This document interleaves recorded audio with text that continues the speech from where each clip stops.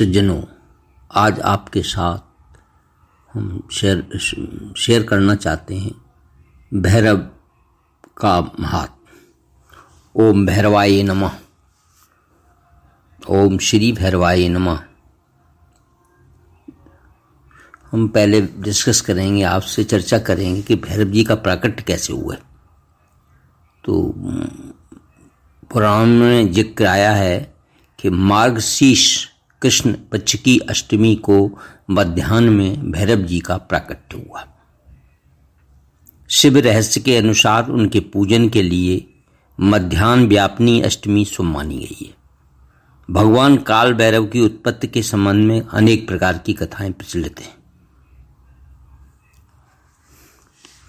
तो कहा जाता है, मैं पॉइंट वाइज आपको लेता हूं, कि भैरव जी का प्राकट्य शिव निंदक ब्रह्मा के 5वें मुख का विच्छेदन करने हेतु हुआ था।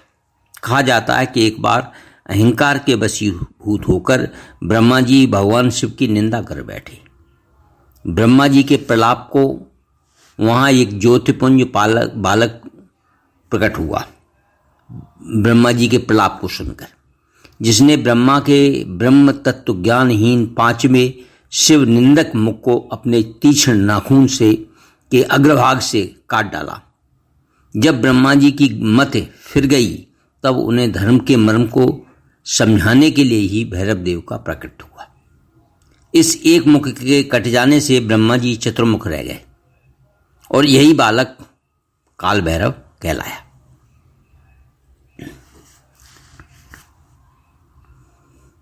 इसी ब्रह्म हत्या के से काशीपुरी में और कुछ मान्यताओं के अनुसार अवंतिकापुरी में मुक्ति प्राप्त हुई। इस कथा से भैरव देव ये संदेश देते हैं कि मनुष्य हो या देवता, पाप का फल सभी को भोगना पड़ता है। शिव पुराण के अनुसार भगवान शिव ही मार्गशीर्ष मास के कृष्ण पक्ष की अष्टमी को भैरव के रूप में प्रकट हुए थे, ऐसी भी मान्यता है। अतः जो मनुष्य कृष्णाष्टमी को काल भैरव के सन्निकट रात्र में जागरण करता है, वह समस्त पापों से मुक्त हो जाता है। ये प्राकट्य है। दूसरी कथा में आता है कि शिव पुराण के अनुसार शंकर जी के 10 अवतारों में 5वें भैरव के नाम से प्रसिद्ध हुए। ये भी कहा जाता है। पुराणों के अनुसार भैरव शिव जी के गढ़ हैं, जो शंकर का अवतार माने गए हैं।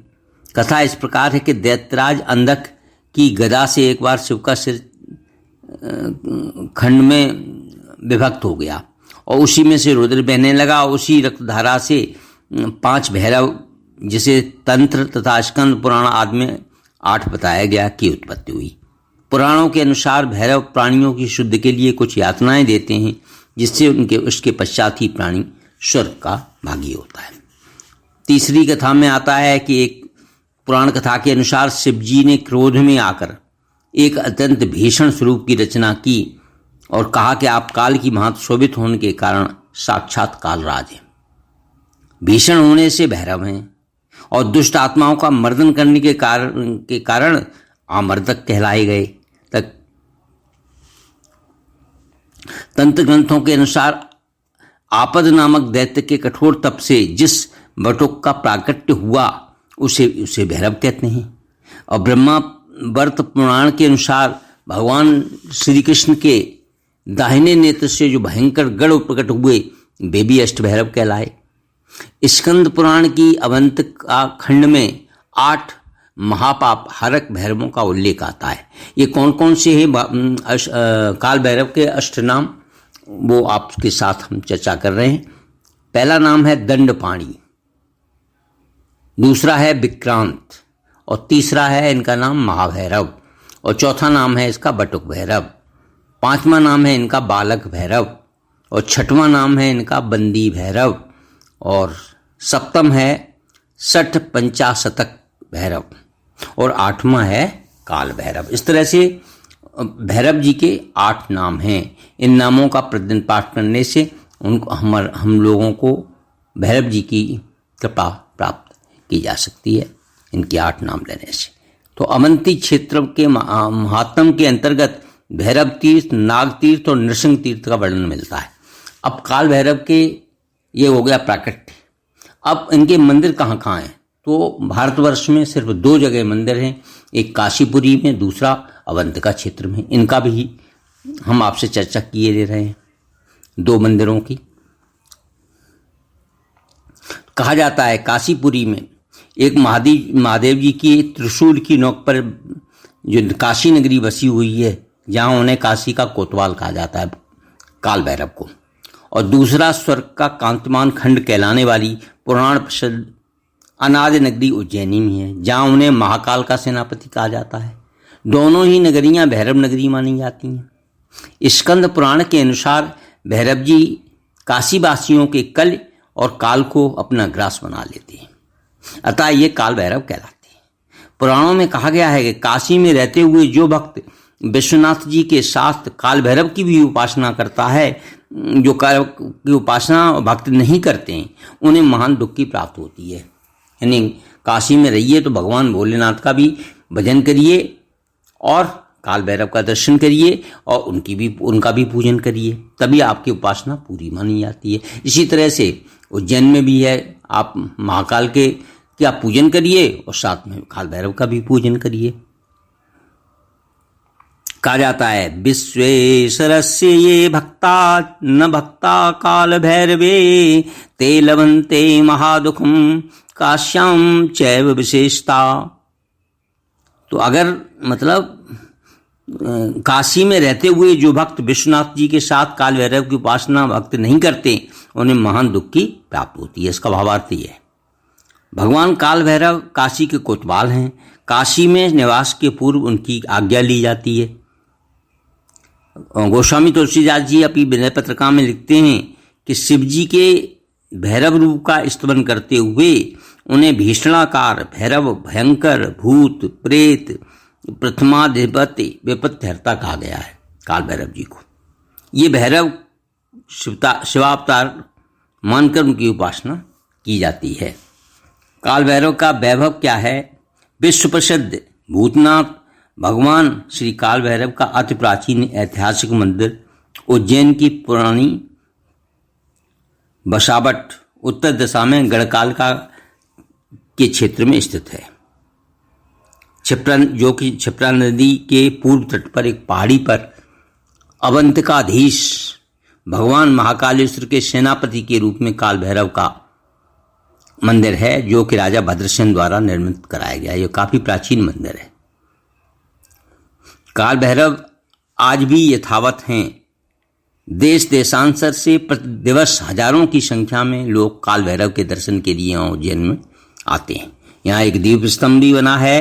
तब उत्सव आने पर ढोल नगाड़ों के साथ दीपमालिका प्रज्वलित की जाती है और उनकी जो है झांकी भी निकाली जाती है। इनको सिंदूर से श्रृंगारित किया जाता है।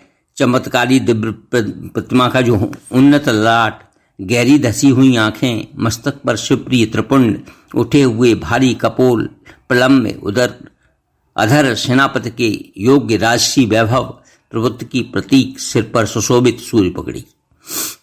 तो वहाँ पर उज्जैन में जो है भाद्रपद मास की डोल 11 तथा अगहन मास की भैरव अष्टमी के अगले दिन दिवस काल भैरव का चल समारोह निकलता है। पूरे नगर में निकाला जाता है उज्जैन नगरी में। और ये भी कहा जाता है कि भारत के जो 51 शक्तिपीठ हैं, तो हम शक्तिपीठों के साथ साथ देवी की पूजा के साथ साथ भैरव प्रतिमा भी विराजित होती है, उनके भी दर्शन करने आवश्यक माने गए हैं, तभी शक्तिपीठ के दर्शन पूर्ण होते हैं। जैसे उज्जैन में हरसिद्धि शक्तिपीठ है मंगल चंडिका शक्ति के साथ। तो कपिलांबर जो भैरव विराजते हैं, शिव मत में भैरव शिव के ही अवतार माने गए, किंतु पुराणों में भगवान शिव के प्रमुख गण माने गए। शिव जी जब समाधिस्थ हो जाते हैं तो पृथ्वी पर दुष्टों एवं अधर्मियों का संहार करना, भक्तों को अभयदान देना, ये कार्य भैरव के हाथ ही संचालित करवाते हैं। वे शिव जी के सेनापति हैं। ये उज्जैन में जो भैरव का था वो मैंने आपके साथ शेयर कर रहे हैं। भैरव जी का जो महात्म है वो भी शेयर कर रहे हैं। फिर इनका जो संहारकर्ता में इनकी भूमिका आ जाती है। भगवान भैरवनाथ का कार्य क्या है? दुष्ट, दुराचारी, दुरात्माओं को दंड देते हुए अपने भक्तों का उद्धार करना। ये कैसे हैं? ये भक्त भयहारी हैं, भक्त वत्सल हैं। कहा गया है जो समस्त पापों का हरण करने वाले। इनका महात्म क्या है? इनका पूजन करने से क्या लाभ है? जो समस्त पूजन करते हैं, जो कहते हैं जो समस्त पापों का हरण करने वाले हैं, कपटी और दुष्टों का दमन करते हैं, जो आनंदनी लीलाएं करते रहते हैं, जिन्होंने हाथ में कपाल पात्र धारण किया हुआ है, जो कानों में कुंडल धारण किए हैं, हाथ में दंड लिए हुए हैं, जन्म और मरण रूप आवागमन का नाश करने वाले हैं, वे भगवान भैरव हमारे लिए सुखद हों। ऐसी प्रार्थना करते हैं हम उनसे, भैरव जी से। भैरव महाकाल के सेनापति हैं और भैरवी जो शक्ति है वो मां गिरिजा की शक्ति मानी गई है। और ये भी कहा जाता है कि भगवान शिव का जो रौद्र रूप है वो भैरव है।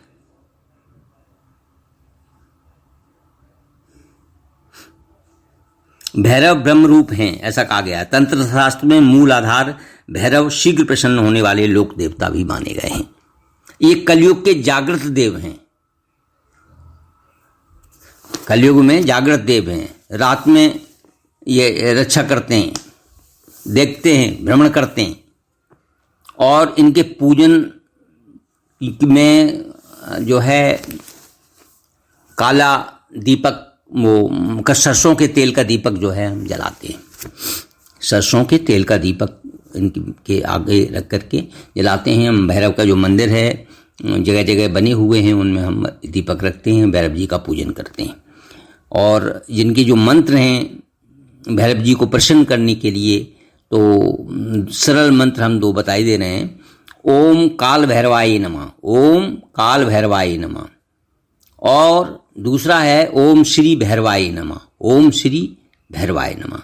अब इनके पूजन से लाभ क्या है वो भी हम आपके साथ शेयर कर ले रहे हैं। इनके पूजन से हमारी जो हमें असामयिक मृत्यु हो जाती है, एक्सीडेंट हो गया या अकाल मृत्यु हो गई, तो उसका बचाव करते ही है काल भैरव का पूजन करने से। सुख और शांत समृद्धि के प्रदाता हैं। इनके पूजन से सुख शांत और समृद्धि मिलती है। भय संकटों से मुक्ति मिलती है, शत्रुओं से मुक्ति मिलती है, मन में साहस और सत्य का उदय होता है। सभी मनोकामनाएं पूर्ण करने वाले हैं भैरवनाथ जी। तो ये हमने आपके साथ में भैरव जी का प्राकट्य कैसे हुआ, भैरव जी के मंदिर कहाँ कहाँ हैं, जो फेमस मंदिर हैं वो, उसके बारे में जिक्र किया। और इनसे, इनके पूजन से लाभ क्या है, हमें क्यों इनका पूजन करना चाहिए, ये भी हमने आपके साथ चर्चा किया। तो अगर आपको भैरव जी का पूजन करना है, भैरव अष्टमी का, तो अष्टमी, प्रत्येक अष्टमी को भी हम पूजन कर सकते हैं। खासकर कृष्ण पक्ष की अष्टमी को। ये चर्चा हमने आपके साथ भैरवनाथ के महात्म और इसका प्राकट्य और इनके मंत्र, इनका पूजन से लाभ क्या है, ये भी कहा जाता है कि कुंडली के हिसाब से अगर हमारे राहु और केतु कुंडली में अच्छे नहीं पड़े हुए हैं, राहु केतु हमें पीड़ा दे रहे हैं, काल सर्प योग बन रहा है हमारा, तो हम काल भैरव की पूजा कर सकते हैं, काल भैरव का दर्शन कर सकते हैं काशी में जा कर के, और वहाँ भी उज्जैन में जा कर के इनका पूजन करवाया जा सकता है, किया जा सकता है। तो उससे हमारे उनका कुंडली में हमारी जो स्थिति खराब है, हो गई है और उससे पीड़ित हैं राहु केतु से, तो हमको इसका पूजन अवश्य करना चाहिए, उससे लाभ प्राप्त होगा, ऐसा पुराणों शास्त्रों में कहा गया है। हम अपनी बात को यहीं विराम देते हैं। अगर आपको हमारा ये वीडियो अच्छा लगता है तो कृपया इसे लाइक करें, शेयर करें, सब्सक्राइब करें और लोगों को आगे फॉरवर्ड करें, जिससे और लोग भी लाभान्वित हो सकें। ओम श्री काल भैरवाय नमः। ओम श्री भैरवाय नमः। भैरवनाथ हरे का कल्याण करें। धन्यवाद।